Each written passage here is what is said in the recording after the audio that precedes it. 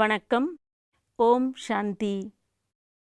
ஸ்ரீமத் பகவத்கீதை ஒரு பிரசித்தமான யோக சாஸ்திரமாகும். யோகம் என்பதற்கான சரியான பரிபாஷையை பரமாத்மாதான் வந்து கொடுக்கிறார். இன்றைய காலகட்டத்தில் யோகம் அப்படின்னாலே யோகாசனத்தை நினைக்கிறாங்க, இல்லை பலவிதமான விபாசனா இப்படி கிரியைகளை யோகம் அப்படின்னு நினைக்கிறாங்க. அந்த சமயத்தில் பரமாத்மா வந்து உண்மையான யோகம் அப்படின்னா என்ன அதை பற்றி விளக்கிட்டு இருக்காரு அர்ஜுனனுக்கு. அதில் ஒன்று அவர் என்ன சொன்னார் அப்படின்னாக்க, யோகா கர்மசு கௌஷலம், நாம் செய்யக்கூடிய வேலைகளை திறன்பட செய்வதுதான் யோகம் அப்படின்னு நம்ம கேட்டோம். இதில் ஸ்கில்ஃபுல் ஆக்ஷன் அப்படின்னு சொல்லலாம். அதாவது வேலை எல்லாரும் செய்கிறாங்க, ஆனால் நாமளும் அந்த வேலையை செய்கிறோம், ஆனால் அதை முழு திறமையோடு செய்கிறது கர்மசு கௌஷலம், எக்ஸலன்ஸ் இன் ஆக்ஷன், இப்படி பார்த்துக்கிட்டு இருக்கோம் நம்ம. உதாரணத்திற்கு ஒரு தாய் இருக்காங்க, அவங்களுக்கு 2 குழந்தை இருக்குது. ஒரு குழந்தை படிப்பில் ரொம்ப புத்திசாலி, இன்னொரு குழந்தை ரொம்ப டல்லாக இருக்காங்க, அவங்களுக்கு அவ்வளவா புத்தி இல்லை. ஆனால் யார் ரொம்ப நல்லா படிக்கிறாங்களோ தாய் அவங்களுக்கு அதிகமான அன்பு கொடுத்தாக்க இதை நம்ம யோகா கர்மசு கௌஷலம்னு சொல்ல முடியுமா அப்படின்னு கேட்டால் முடியாது. யாருக்கு அதிகமான அன்பு தேவை? யார் வந்து ரொம்ப டல்லாக இருக்காங்களோ, படிப்பில் அவ்வளவா மூளை இல்லையோ, இல்லை யாருக்கு கொஞ்சம் அந்த மற்றவர்களை விட தாழ்வாக இருக்காங்களோ அவங்களுக்கு தான் இந்த அன்பு தேவை. அதனால கர்மசு கௌஷலம், கர்ம கௌஷலம் அப்படின்னாலே என்ன அப்படின்னாக்க ஸ்கில்ஃபுல் ஆக்ஷன் அப்படின்னு சொல்லலாம். ஸ்கில்லும் வில் ரெண்டும் சேரும் பொழுது தான் அது யோகமாக மாறுது.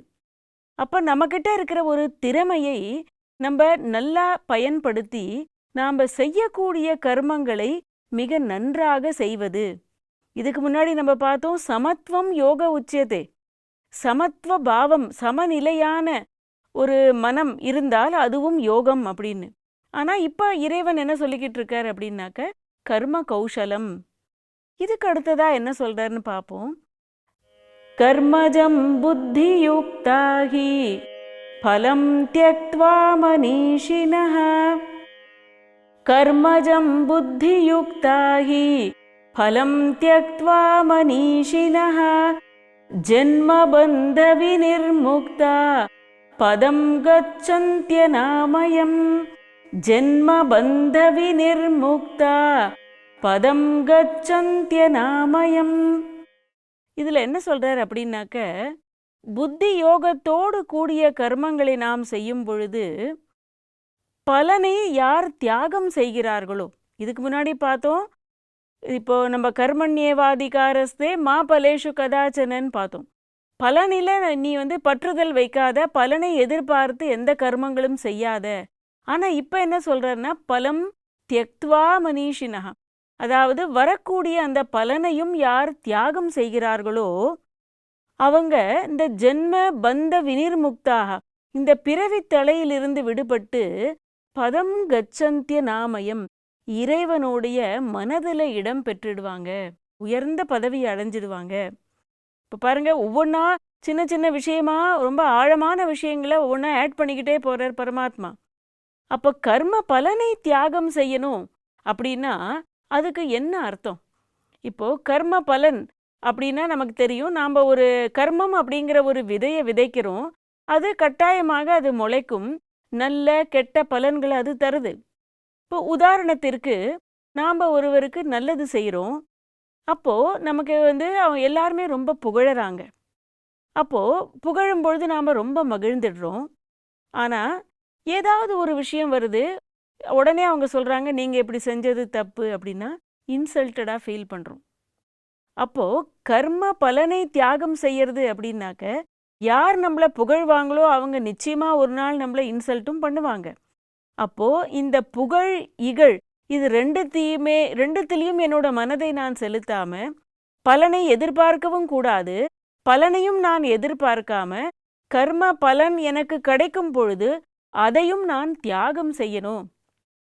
ஆனால் ஒரு முக்கியமான விஷயம் என்ன அப்படின்னாக்க, இன்னைக்கு பெற்றோர்கள் என்ன பண்ணுறாங்க அப்படின்னா, குழந்தைகளை முதல்ல இருந்தே கர்ம பலனுக்காகவே தயார் பண்றாங்க. உதாரணத்திற்கு ஒரு குழந்தைக்கு சொல்றாங்க, நீ இந்த ஹாஃப் இயர்லி எக்ஸாம்ல இவ்வளவு மார்க் வாங்கினாக்க நான் கட்டாயமா உனக்கு சைக்கிள் வாங்கி தருவேன். அப்போ அவங்க மைண்ட்ல என்ன வந்துடுது அப்படின்னாக்க, எப்படியாவது நான் இந்த 70% மார்க்கை வாங்கி அம்மா கிட்ட இருந்து நான் சைக்கிளை வாங்கணும். அப்போ அவங்களுடைய டியூட்டி அவங்க படித்து நல்ல மார்க் வாங்குறது. ஆனால் அவங்களுக்கு என்ன சொல்லிடுறாங்கன்னா, நீ இதை மாதிரி செஞ்சால் உனக்கு சைக்கிள் கிடைக்கும்.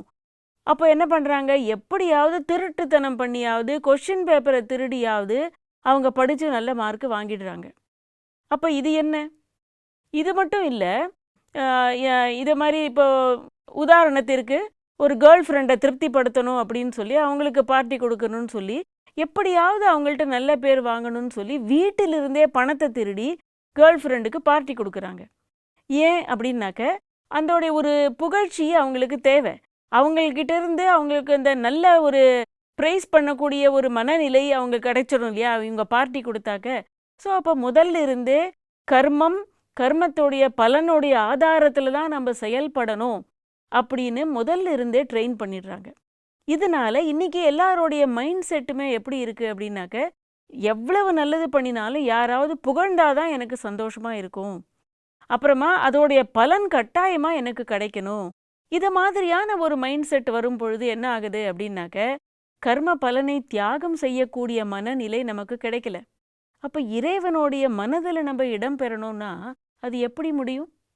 அதனால தான் சொல்றாங்க, நம்ம புகழ் நமக்கு கிடைக்குது. அப்போ நீங்கள் யாருக்காவது ஒரு மன அமைதி கொடுக்குறீங்க, ஏதாவது ஒரு நல்லது செய்கிறீங்க, புகழ் கிடைக்குது. புகழுக்கு நீங்கள் அடிமையாக கூடாது. இதுதான் பலனை தியாகம் செய்யறது. பலன் கிடைக்கும், நம்ம எதிர்பார்த்தாலும் எதிர்பார்க்காட்டாலும். நிஷ்காம கர்மம், அதாவது பலனற்ற செயல்ங்கிறது எதுவுமே கிடையாது, கட்டாயமாக கிடைக்கும். அதை நான் எதிர்பார்க்கும் பொழுது அது கர்மயோகம் ஆகாது. கர்மம்தான், ஆனால் அது கர்மயோகம் ஆகாது. அப்போ நம்ம புகழுக்கு அடிமையாக கூடாது அப்படிங்கிறத ரொம்ப தெளிவா இறைவன் சொல்றாரு. அப்போ ஒருத்தருக்கு நாம ஒரு மன அமைதி கிடைக்கிறதுக்காக உதவுறோம், ஒருத்தருக்கு வாழ்க்கையில ஏதாவது நல்லது நடக்கணும்னு நினைக்கிறோம். எப்பொழுதுமே நாம நினைச்சது நடக்கிறது இல்லை, ஆனா ஒருவேளை அது நடந்துடுது அப்படின்னு சொன்னாக்க உடனே நாம அதோடைய ஒரு கிரெடிட் எனக்கு தான் வரணும் அப்படின்னு மனசுல நினைக்கிறாங்க. நம்ம ஏற்கனவே பார்த்தோம், கர்மண்யேவாதிகாரஸ்தேல நான் தான் டூயர், நான் தான் செய்பவன் அப்படிங்கிற ஒரு பாவம், அகங்காரம் கூடவே கூடாது. அப்ப நம்ம நினைத்தது நடந்தால் கூட நாம வெறும் இன்ஸ்ட்ருமெண்ட் தானே, கருவி தானே. கராவன்ஹார் செய்விக்க கூடியவர் பரமாத்மா தானே. அப்படி இருக்கும் பொழுது தன்னை கருவியாக நினைக்கும் பொழுது அந்த பலனிலிருந்து புத்தி விடுபடுவதற்கான ஒரு வாய்ப்பு இருக்கு. இல்லை அப்படின்னாக்க எப்பொழுதுமே கனெக்டடாக இருக்கு புத்தி. செயல்களுடைய பலன் இது ரெண்டுமே இணைந்ததுன்னு நம்ம நினைக்கிறோம். அப்படி கிடையாது. யார் பலனிலிருந்து புத்தியை விலக்குறாங்களோ அவங்க தான் ரொம்ப சக்திசாலியான ஆத்மாவா இருக்க முடிகிறது. அவர்களுடைய கர்மம் அவர்களை கட்டுப்படுத்தாது. அதனால அவங்க செய்யக்கூடிய ஒவ்வொரு செயலுமே சமத்துவ பாவத்துல இருந்து செய்யணும். அதுக்கப்புறமா பலனை எதிர்பாராம செய்யணும். நல்ல பலன் கிடைக்கும் பொழுதும் அதை புத்தியால் நாம தியாகம் செய்யணும்.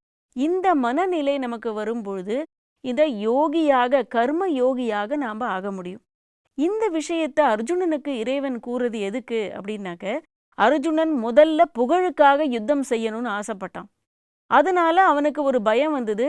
ஒருவேளை நான் தோத்துட்டாக்க என்ன ஆகும், இகழை அடைவேன். இன்னொன்னு, கட்டாயமாக என்னை எல்லாரும் புகழ்ந்தால் நான் உயர்ந்த ராஜ்யத்துக்கு அதிபதி ஆகுவேன். அதனால நான் யுத்தத்துல ஜெயிக்கணும்னு நினைச்சான். அதனால இறைவன் அவனுக்கு என்ன சொல்றாருனாக்க, புகழுக்கு ஆசைப்பட்டு நீ யுத்தம் பண்ணாத, நீ உன்னுடைய கடமையாக நினைத்து யுத்தம் செய். அப்போ அதோடைய பலன் எதுவாக இருந்தாலும் அதை நீ ஏற்றுக்கொள். இப்போ இந்த ஒரு மனநிலை நம்மளுடைய தினசரி வாழ்க்கையில நமக்கும் வேணும். பல தடவை இதை நான் படிக்கும் பொழுது, இதை நான் சிந்தித்து பார்த்ததுல பல தடவை நம்மளுடைய மனமானது இந்த ஒரு பலனோட பிணைப்பு இருக்கு, கர்மத்தோட. கர்ம பலனிலிருந்து புத்தியை விலக்கணும். அப்பதான் நம்ம உயர்ந்த கர்மம் செய்ய முடியும். கர்மம் நம்மை கட்டுப்படுத்தாம இருக்கும். இதை நம்ம நிறைய பிராக்டிஸ் பண்ணணும். இதுக்கு அபியாசம் தேவை, அப்ளிகேஷன் தேவை. சின்ன சின்ன விஷயங்கள்ல தினசரி வாழ்க்கையில இதை நம்ம கொண்டு வரதுக்கான ஒரு முயற்சியை செய்யலாம். ஏன்னா நம்ம கீதை கேட்கறதோடைய லட்சியமே கடைபிடிக்கிறதுக்காக தான். அதனால இதை நம்ம பயிற்சி செஞ்சு பார்க்கலாமே. ஓம் சாந்தி.